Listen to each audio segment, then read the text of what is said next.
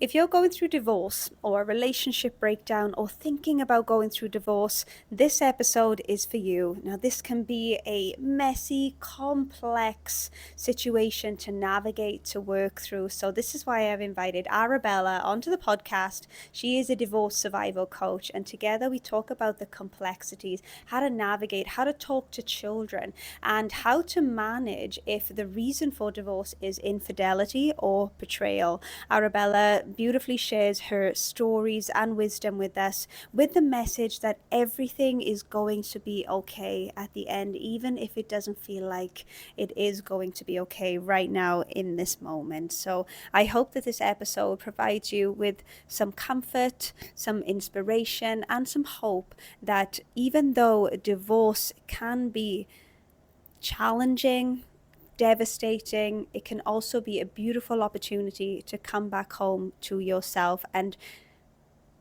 reinvent who you are as well. So without further ado, let's get into this episode. Welcome to the Relationship Rehab Podcast. I'm Sammy, a certified breakup and relationship coach, attachment specialist, former love addict, and spiritual junkie. This podcast is for you, the hopeless romantic who loves to love, and a safe space for us to explore and heal our attachment trauma, broken hearts, and love addictions. Together, we are on a mission to become the love of our own lives so we can have successful, healthy, secure relationships with others. So if you're ready to create a life and love beyond your wildest desires, you're in the right place. Your journey towards becoming more secure in love and life starts now.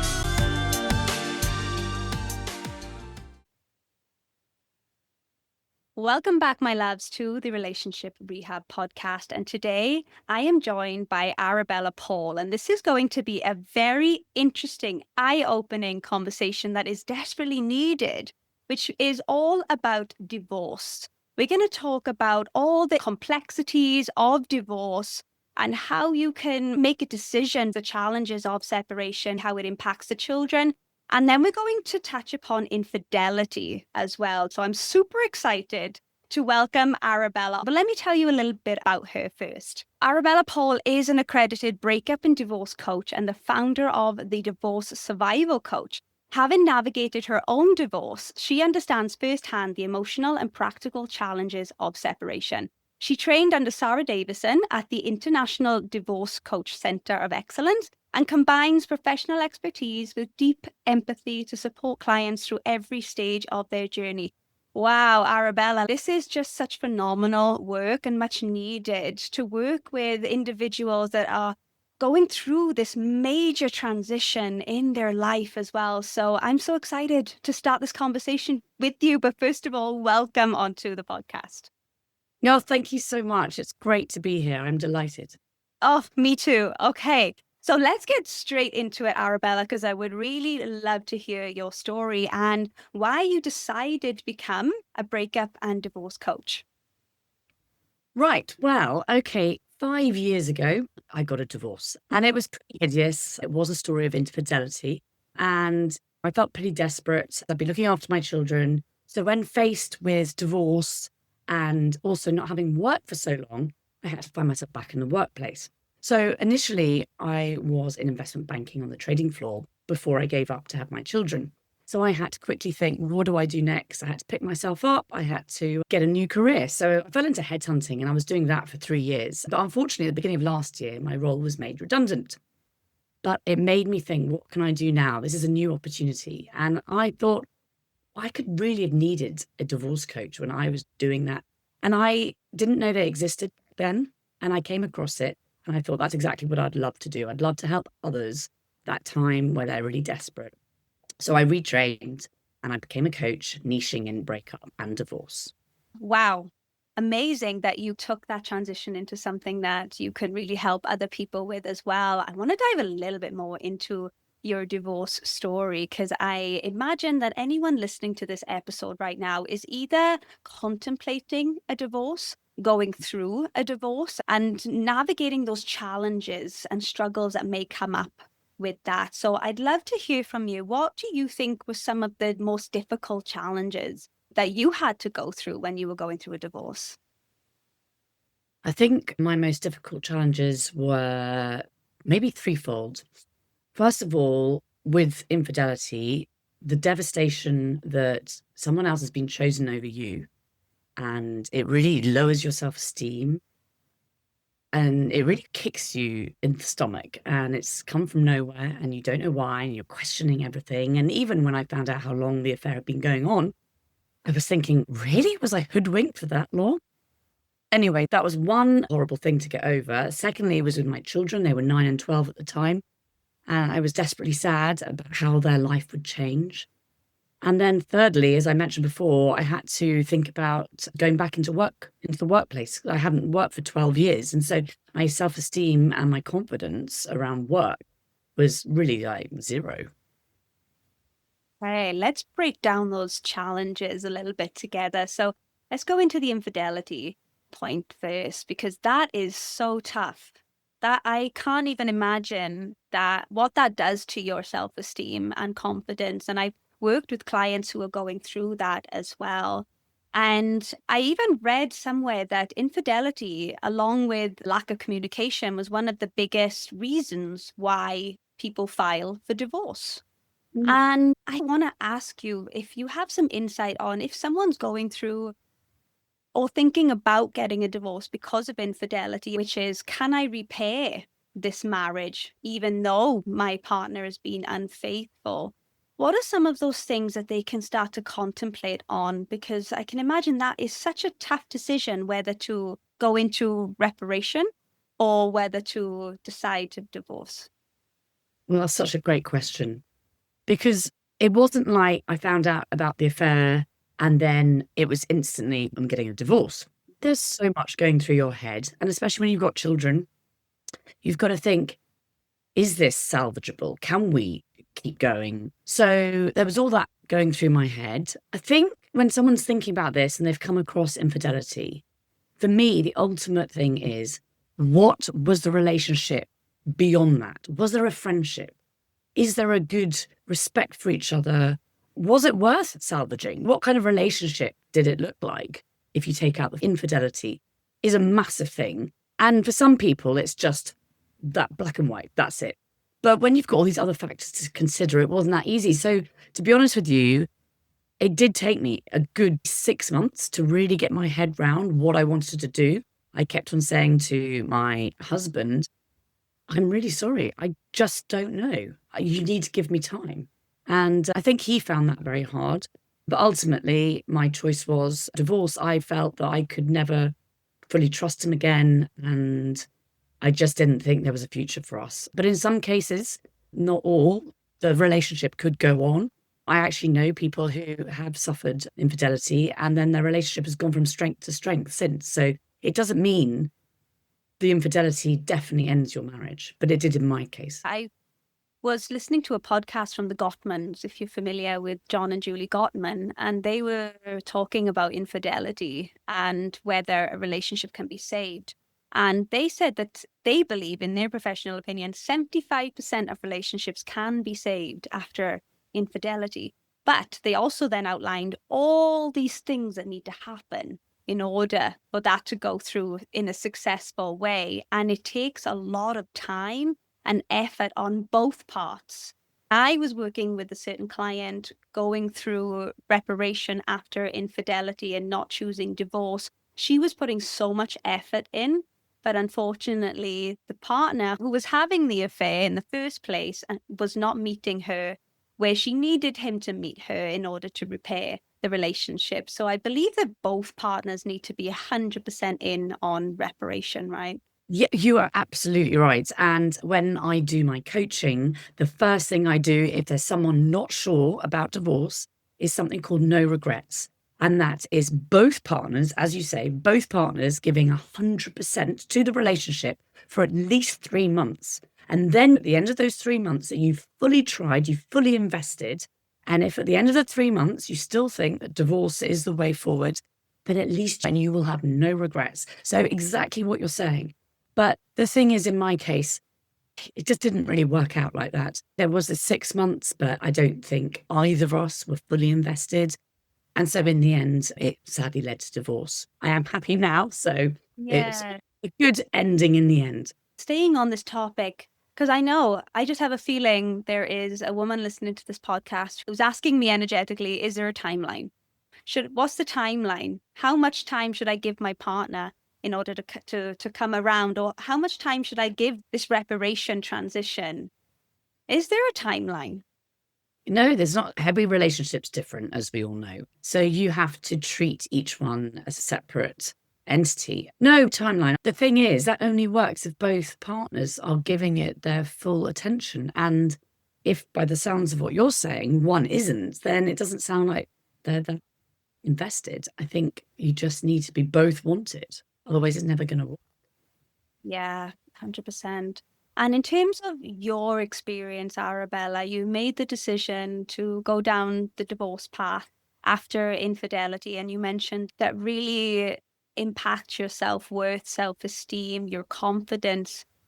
How Mm. did you build that back up after infidelity? I notice a lot of themes in my audience after they've suffered betrayal. It doesn't even have to be infidelity. Trust has been broken in some way, and now they have these trust issues. They really struggle to trust other people. And this could be other romantic partners, but it could also be friends, even themselves, because maybe they're shaming and blaming themselves for not listening to that little voice. So I'd love to hear more about what you did or how you helped other clients do to build that back up little by little, get yourself to where you're at now. Absolutely. Ultimately, I think it comes down to the people that you spend time with. Hang out with the kind of people who give you positive energy, who make you feel good about yourself, and also looking after yourself, self care. I'm a full believer that exercise, eating healthily, getting a good night's sleep if you can, meditation, all those great things really help strengthen your mind and therefore your confidence as well. If you're feeling really rubbish about yourself, then you might want to think about going and investing in your wardrobe, changing things up a bit, maybe a new haircut, going to the nail salon, doing something completely different. Things that make you feel better about yourself, little by little steps over time will get you there eventually. But for me, the biggest thing is hanging around with positive thinkers. Yeah, your support system is everything Yes. when you're going Yeah. through something difficult. Yeah. And Yeah. another reason why people choose to work with a coach or a therapist if they don't believe that they do have that strong support system. I haven't been through divorce personally, but I've been through big breakups. One in particular where we shared a house and we were together for 8 years, and it felt a little bit like a divorce because we were Yep. in the courtroom battling things out in regards to the house. And if I didn't have my family, I didn't have any friends at that point because I had pushed them all away. But if I didn't Mm. have my family and my therapist, I don't know how I would have coped. So Yes. I agree, support system is massive. And also, just to ride off the back of that as well, I do something with my clients called integrating the experience, not internalizing it. Sometimes we can internalize our trauma because going through divorce or a breakup can be traumatic. And we're not Yeah. throwing this word around because it is one of those buzzwords these days, but it can be a traumatic experience. And we need time to process and time to integrate that we are going through that. We have been through that, and it's valid. And it's something that needs our attention, not something that needs to be pushed down or internalized. And what internalized mean is making it about you, which can Hmm. be such a easy pit to fall into, especially with infidelity, right? Where we can fall into those beliefs that it's because of me.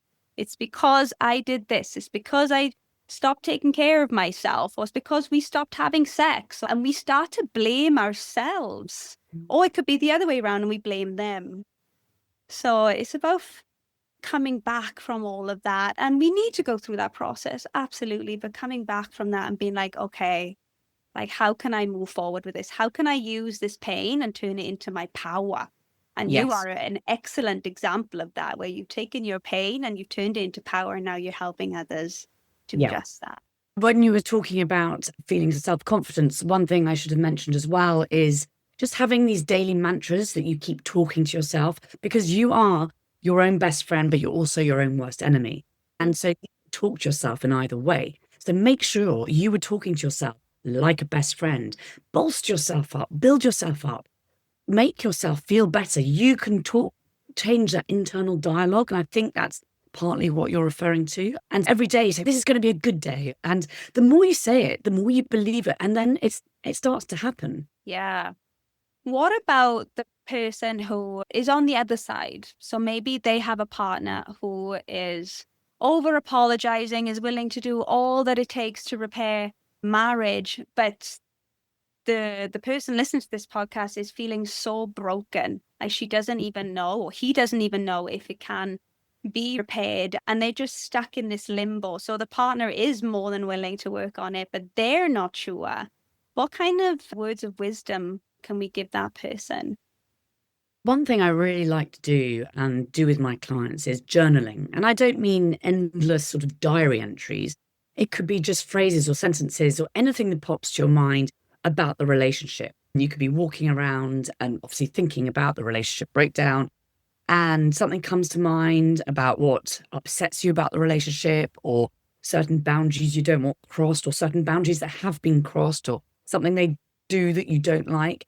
And rather than think about them and then they move away, I like to write them down so that when you are assessing the relationship and perhaps the other person is like begging and you're really confused and you can't really remember what you thought, like even yesterday, well, you can refer to this and it can just bring back all these sort of thoughts about how you feel about the relationship. And also, I think having boundaries and being clear to yourself about boundaries, then it's easier. So if someone is saying they really want to stay together, but you're wanting to break up, but you're worried about how that's all going, you're worried also about whether you should or you shouldn't, it's all quite confusing, then by looking at your thoughts written down, your boundaries, I think it makes it a bit clearer.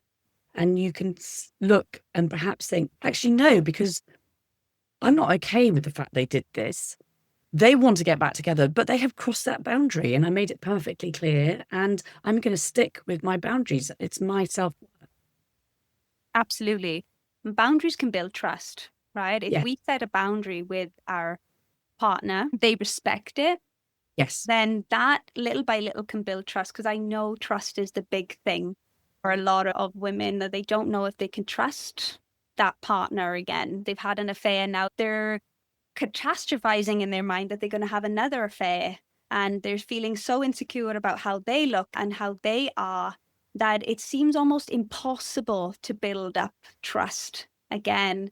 And they're almost like they start to test that person. They start to challenge them. They start to really see if they can trust them. And that can be a very exhausting process. And then someone told me one day that sometimes it is a decision. You've just got to decide to trust.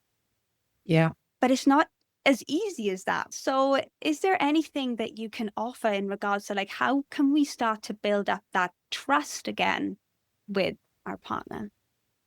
I think you've really got to be very open with the partner about what they might do that makes you doubt them, so that they can be very clear about how they're behaving. And if they're doing something like they hide their phone quickly as you walk in the room or something, and actually it's perhaps nothing to do with what the person walking into the room might think it is.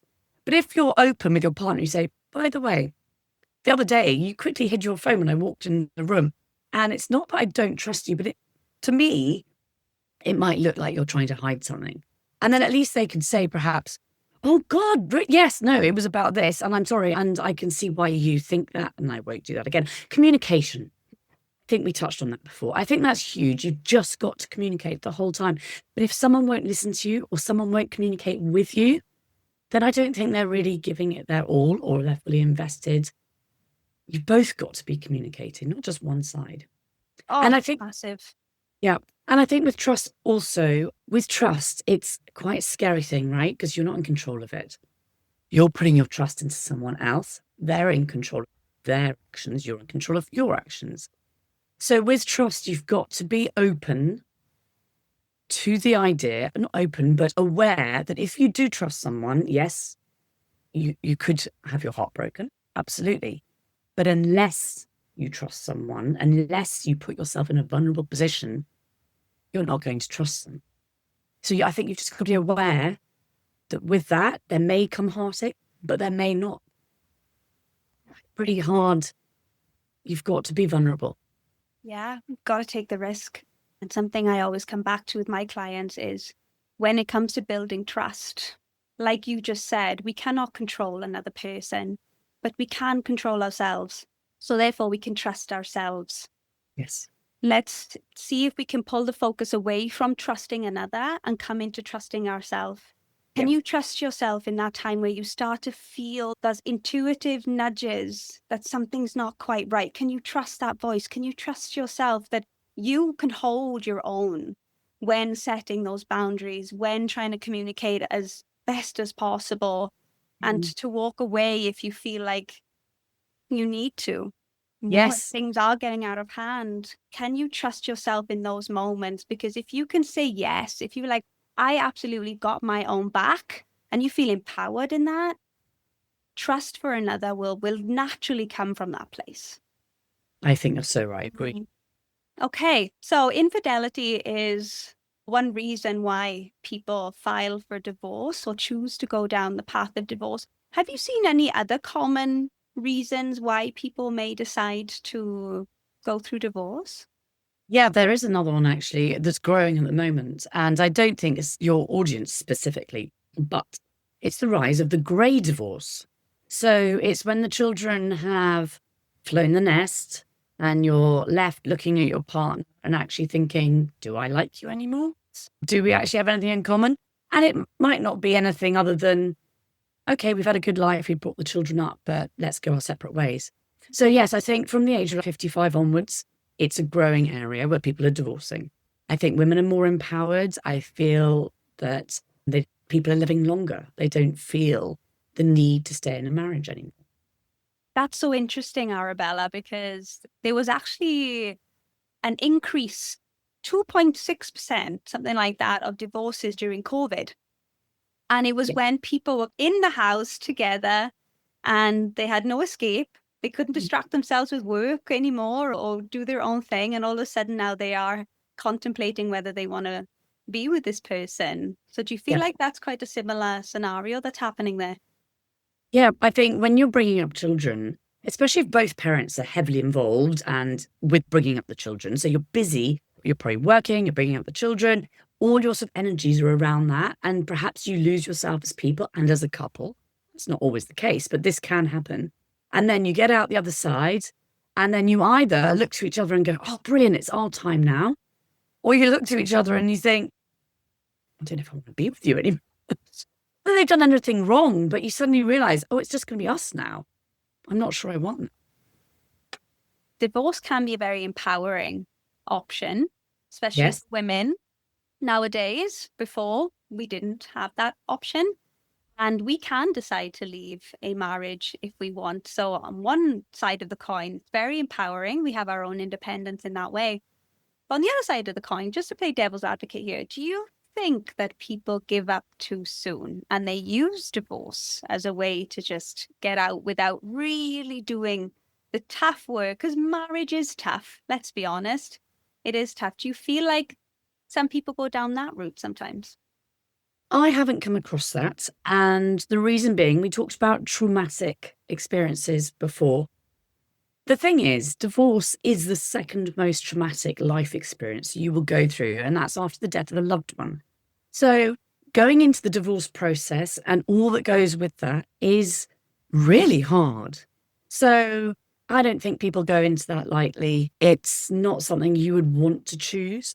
But when you come out the other side, I can tell you, I am very happy, happier than I've been for a very long time. So, there is a light at the end of the tunnel. But the actual divorce process is not easy. I'm not going to sugarcoat it.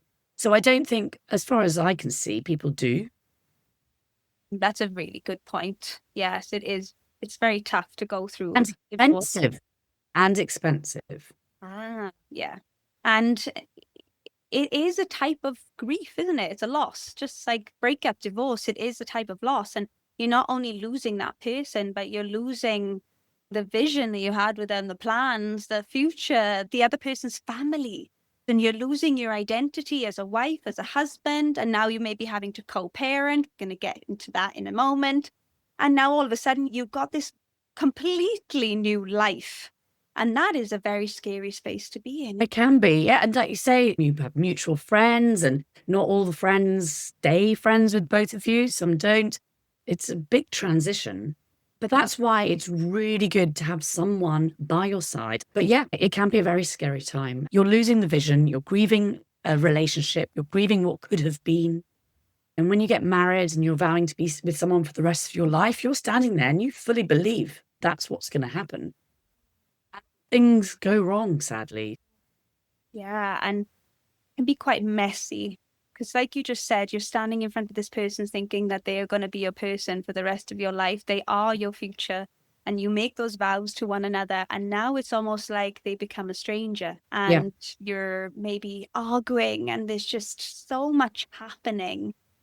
And what do you feel like people could do? And I know that we need to take into consideration that both people might not be on board with this. And maybe we can talk to two different couples here, maybe a more amicable couple or not so amicable couple. But what do you feel like as an individual, someone could do to make the process more gentle, less messy? How to uncouple in the most effective way? Well, ultimately, mediation, child-led mediation, especially if you have children. Obviously, not everybody who gets divorced has children, but if you do have children, with mediation around the world, it's based on what's best for the children. And if you as a couple can agree on things for your children, then that's the best way. But like you say, you need both parties to be involved to want that. And that's really tricky if you are divorcing someone who is a bit toxic or difficult. Then you're probably never going to necessarily agree. And unfortunately, as much as one person might want it to be amicable, it's not necessarily going to work that way because you've got the other party who is trying to make it difficult. And what can we say to that person? Because it's happened quite a lot where the other person is maybe feeling very resentful or bitter that this person has made that decision to go down the divorce. What can we say maybe as words of comfort to that person who is feeling really isolated, feeling really helpless right now, going through that? It's really tough. You've got to accept your feelings and feel them, and then they will go. This feeling isn't going to last forever, I assure you. It's really hideous at the time, but it passes.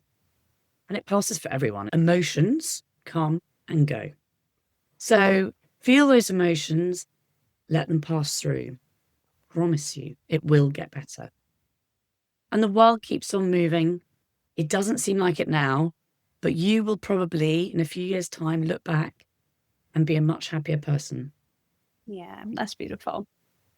Okay, on the topic of children, I would love to have your insight on how it impacts children, first of all.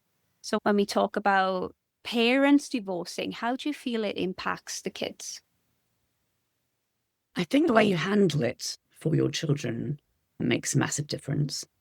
So I'm really against parents bad-mouthing their exes to their children. Research has shown it to be extremely damaging. Even if you really don't like your ex, my philosophy is love your kids more than you hate your ex. And with every decision you make, every decision, think, how will this affect my children? It's not going to help anybody. In fact, it's going to make it worse if you start going on and on about what an awful person they are. Your children will intrinsically love both parents 50-50. That's in their DNA. So if you start saying to them, oh, he's horrible, he's this, you shouldn't love him, it's a subtle dig, they get very confused because their mind is telling them they love this person, but yet someone's telling them not to. And so, yeah, that can be very emotionally damaging. So if you can, with your ex, try to be a unit, to tell the children together, to talk about what you're going to say to the children.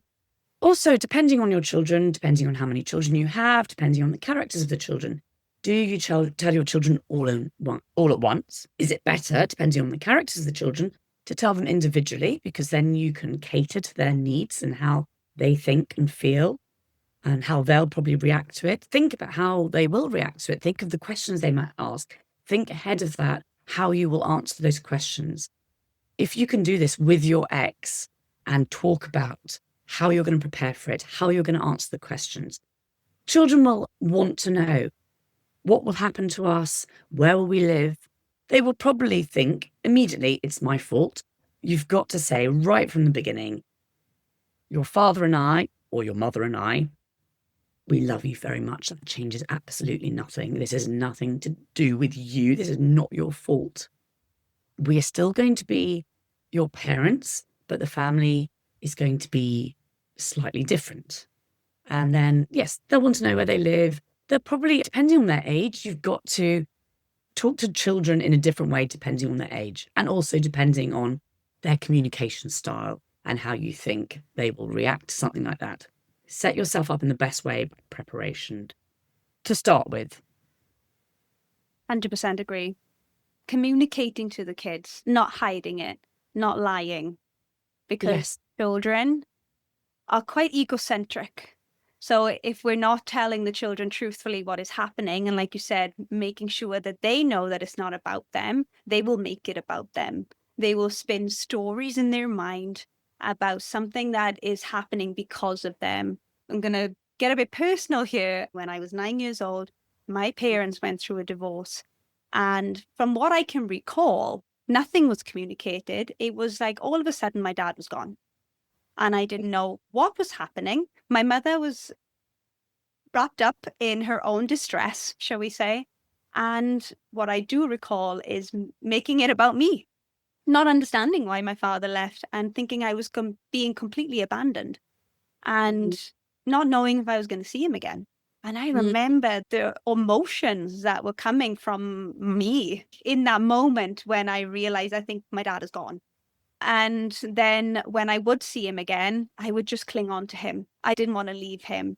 And it wasn't the most handled divorce. And there was a lot of things that did come up that may have amplified the anxious attachment and the way that I, as a child, dealt with the divorce.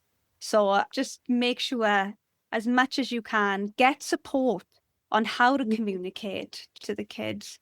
Just don't hide anything from them. Obviously, don't tell them everything. We don't want to overburden our children. We don't want to be like, oh, yeah, because your father cheated. No, we want to be appropriate in the conversations that we're going to have with them, but it's just so important to have them right. Oh, I agree. And so for me, it's always been about having an open dialogue with my children. They were 9 and 12 when my ex-husband and I split up. And every night I used to sit with them and just chat. How are you feeling? What do you want to talk about? Do you want to talk about anything? And there was no subject that was off bounds. So they could talk to me about so many different things. And when they eventually did meet his new partner, of course, it was a bit difficult for me to start with them talking about her. But the fact that they could and I let them meant they didn't have to hide anything from me either. And I felt that was very important. I wanted them to feel that they didn't have to try and hide things from either of us ever. My son would talk about how she liked her, for example.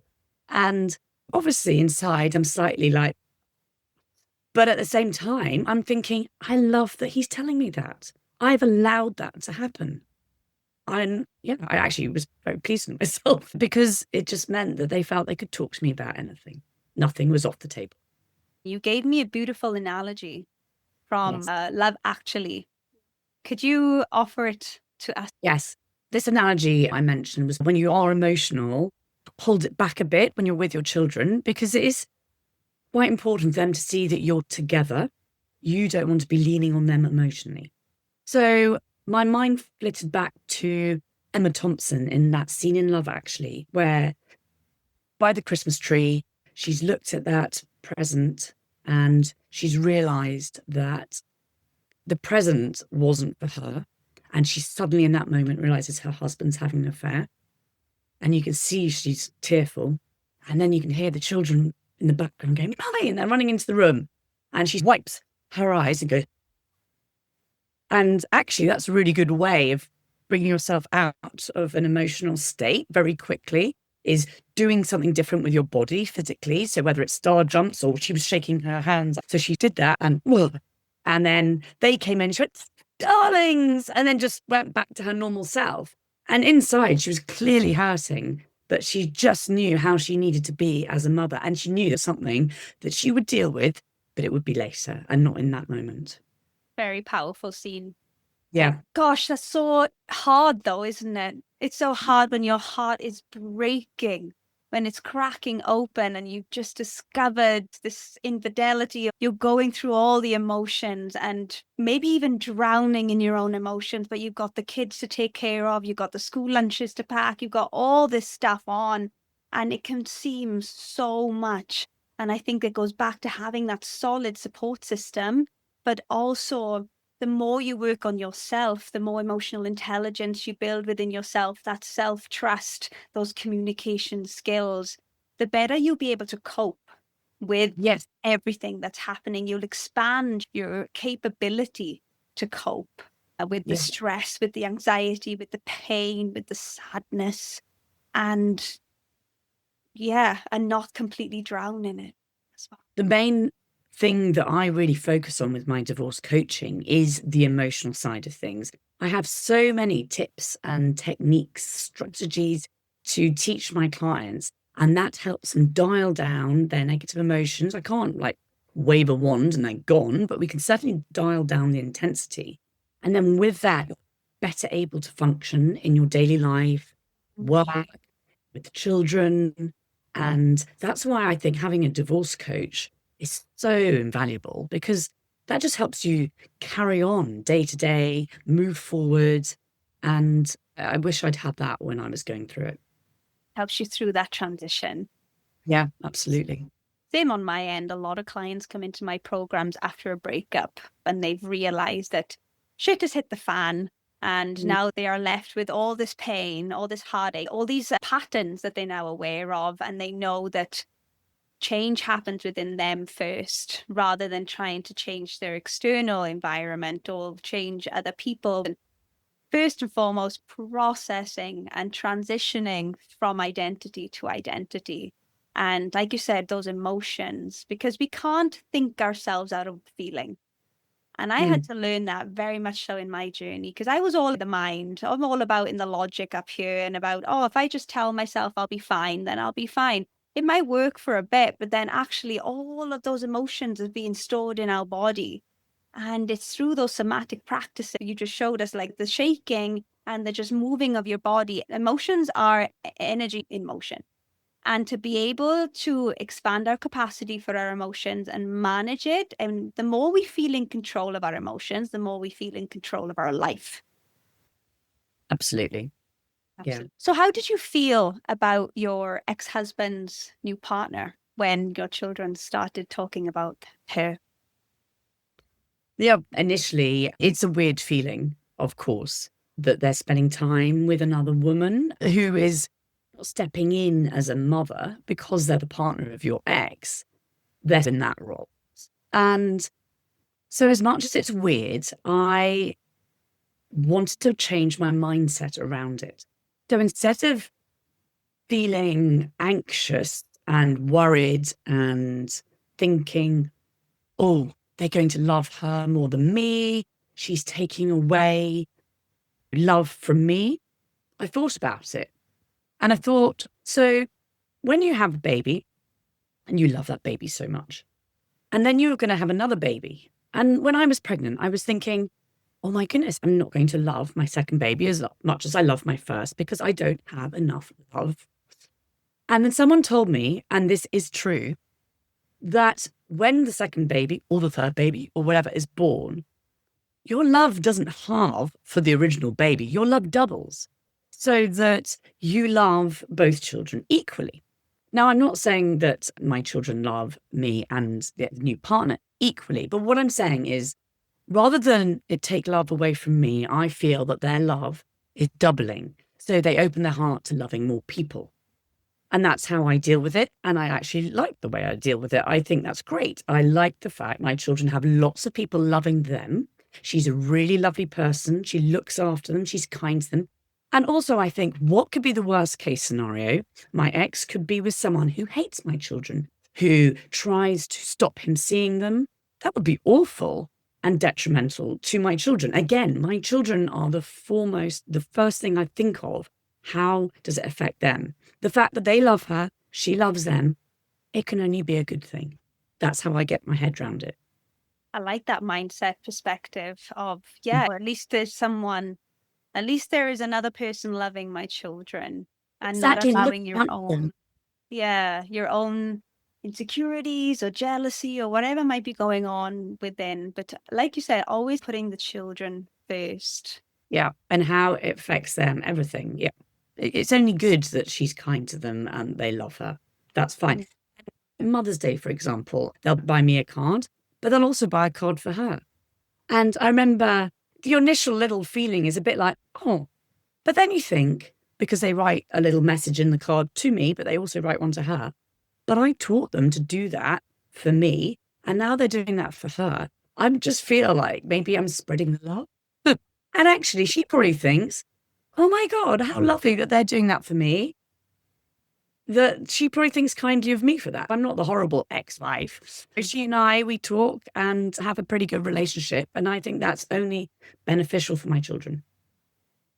I feel like we can talk about co-parenting and step families all day. It is such a complex and big topic. We could do a whole other podcast episode on step families and co-parenting, but I just want to move us into the space of post-divorce Yeah. because maybe there are a lot of women and men listening to this episode either at the early stages or going through it right now and just feeling absolutely awful and feeling like it's never going to end, that they're just going to be stuck in this grief and this sadness and this overwhelm for the rest of their lives. And now they're going to have to deal with step families and new partners and maybe new children and all this new stuff happening. I want to almost give them a glimpse into where you're at now post divorce Yeah. and just to give them some hope that there is light at the end of the tunnel. So I'd love for you to share maybe some of the strengths, the lessons that you've learned from going through divorce and how it's changed you for the better and who you are now as an individual. Yeah. I think very importantly, when you feel stuck right in the middle of it and you don't feel like you're really going anywhere, just doing small little steps every day will turn into one giant leap.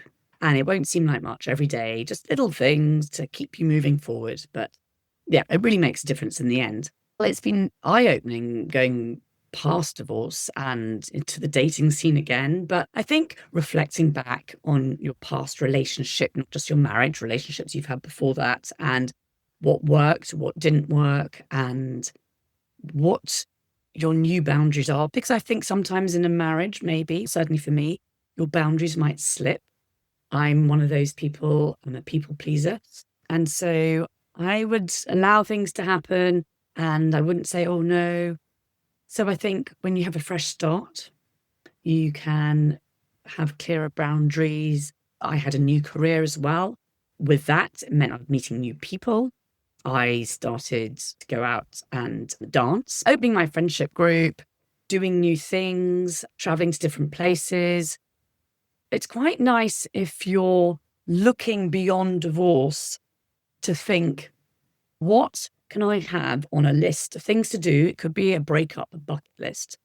Things that my ex would never want to do that I've actually always wanted to do, and start writing a list like that because it's really things you can look forward to. Maybe your ex didn't want to go to Croatia, for example, and you've always wanted to go. Great thing to put on the top of your list. Maybe you never liked the color of the walls in your sitting room. Go and paint them. Or maybe you wanted to go and do pole dancing, but your ex would always frown upon that. Go and do it. You've now got the freedom to do things and be your own boss, that anyone in a relationship should control you. But it's a newfound freedom in my mind, and it's exciting, and it's a new chapter, a new start.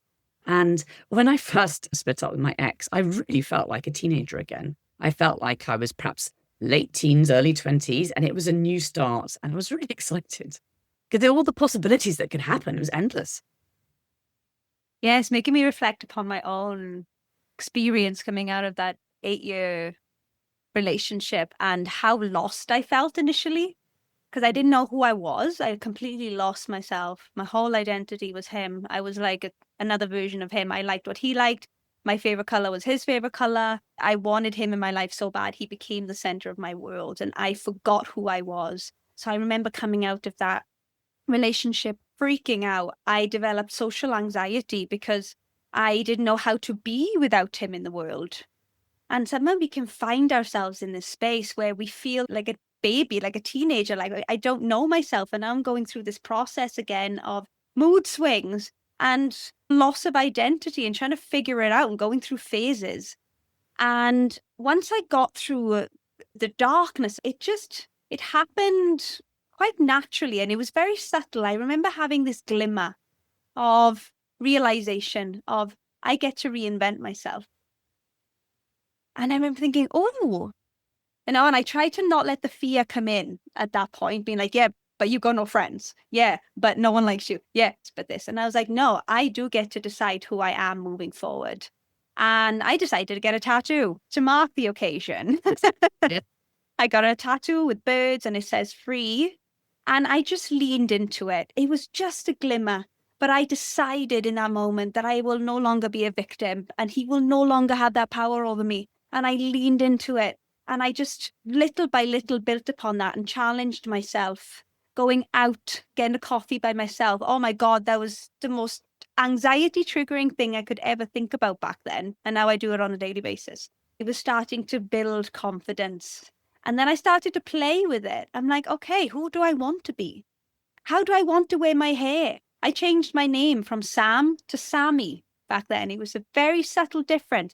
But I decided that I get to reinvent myself and it can be an exciting process. And I've seen this with other women and men around me as well, where they just sign up for the gym, they change their hair, they get a tattoo, they change their jobs, just like you said in your experience. So I think it all comes down to how you look at it. Of course, validate your experience and go through, like we've been talking about, with the emotions and the processing of the experience. But then when you're ready, and you will have that glimmer of your own, where you will know that it's time now to start putting one step forward and one foot in front of the other and start to rebuild your life from that space. Yes, absolutely. And it's making the decisions yourself, small decisions, maybe perhaps changing your name, bigger than a small decision, but you're the decision maker again. You're taking responsibility. You're finding yourself again. And it's liberating. Once you lean into it, like you say, oh my goodness, yes. It is. How has dating been for you post-divorce? Mix of dating online and offline. It was interesting because when I first got divorced, it was COVID. So that was really unhelpful. Immediately, I had to use the apps because we were in lockdown and there was no other option. But coming out of my divorce and COVID, it was a good experience on the apps. I was on about 4 of them and people were nice and the kind of people I met were good. I actually had a boyfriend who I met on Tinder and it was good. But I split up with that boyfriend. He was a very nice man, but just not for me. And then the second time I went on the apps, that was 2022. Very different experience.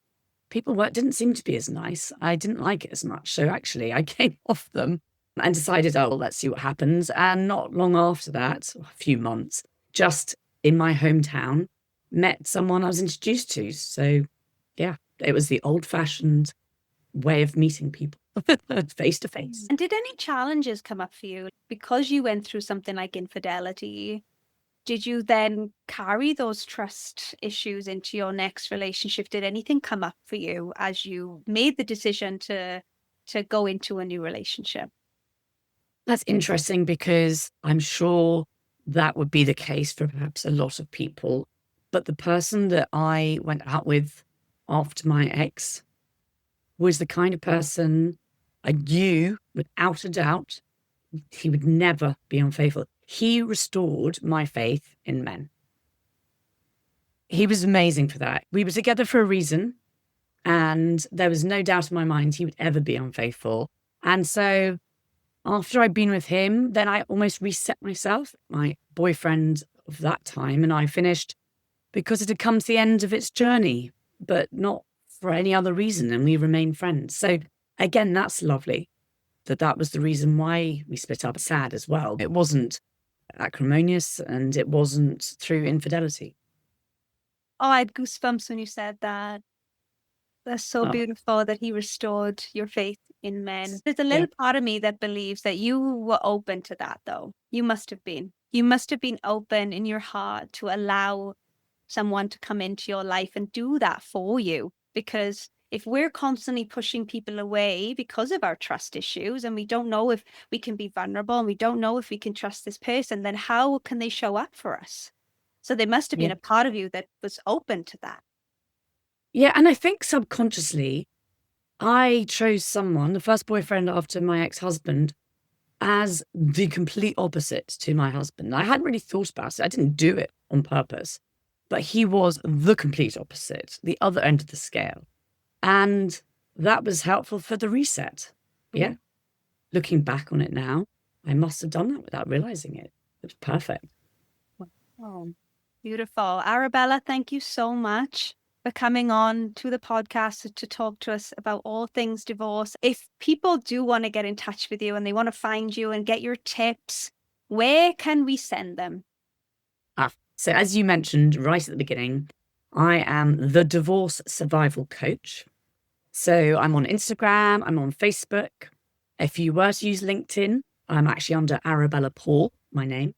And then I have a website, which is www.thedivorcesurvivalcoach.com. And yeah, do get in touch. I'd love to help you. Beautiful. All those links will be in the show notes if you do want to check out Arabella and all that she has to offer and get in touch with her and ask all the questions. Yeah, I just want to thank you again so much for sharing your story and tips and advice and wisdom. Thank you so much. Thank you so much for joining me on the Relationship Rehab podcast. I hope that this episode has supported you in healing, growing, and evolving out of insecure attachment and unhealthy relationship patterns and into safe, authentic love with yourself and others. If you enjoyed the episode, it would mean the absolute world to me if you would just take a second to rate and review this podcast. Every rating and review from you guys counts, as it really helps this podcast to grow so it can reach more people who need to hear this content. And don't forget to connect with me on social media. Take a screenshot of this podcast episode, share it on your IG stories, and tag me at the.relationship.rehab with your biggest takeaway from the episode. I really do love reading them. See you back here next week for another episode on the Relationship Rehab podcast.